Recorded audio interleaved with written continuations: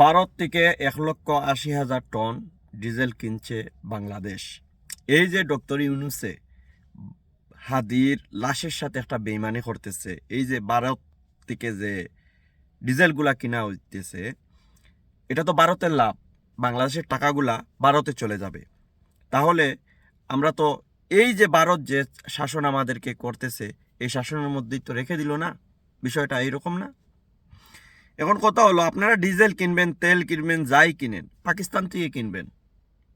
আপনারা কেন ভারত থেকে কিনতেছেন? ভারত আমাদেরকে দাস বানিয়ে রাখছে, আমাদের দেশের ক্ষতি করছে, ভারত এই দেশকে শোষণ করছে, কিন্তু আপনারা ভারত থেকে কেন ডিজেল কিনতেছেন? দিল্লি না ঢাকা স্লোগান দিতে দিতে আমাদের ভাইয়েরা ঘাম জড়াচ্ছে, ঘামের সাথে রক্ত জড়াচ্ছে, কিন্তু আপনারা ভারত থেকে 1,80,000 টন ডিজেল কিনছেন। বাংলাদেশের টাকা আপনারা ভারতে দিয়ে দিচ্ছেন কেন? আপনারা এখন কেন প্রতিবাদ করতেছেন না? দিল্লি না ঢাকা বলেন, কিন্তু ঢাকার থেকে কেন তেল কিনা, দিল্লি থেকে কেন তেল কিনা হচ্ছে? এটা সম্পূর্ণ অন্যায়।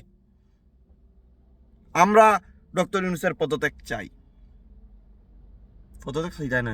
পদত্যাগ চাওতে এই যে টেকা দিয়া কিনা ওর বাংলাদেশ ওর ভারত থাকি তেল 1,80,000 টন, এই টেকা তো এখন ভারত যার কি বাংলাদেশের টেকা। ভারতের লাভ, ভারতে বিজনেস করিলার, চায়নার থেকে কিনো, আমেরিকার থেকে তেল কিনো, পাকিস্তান থেকে তেল কিনো, তোমরা ভারত থেকে কিনো। খানে আর দিল্লি ঢাকা স্লোগানের মানেটা রইল কই? এগুলা বেইমানি রক্তের সাথে, আমি আর কইতাম না কিছু।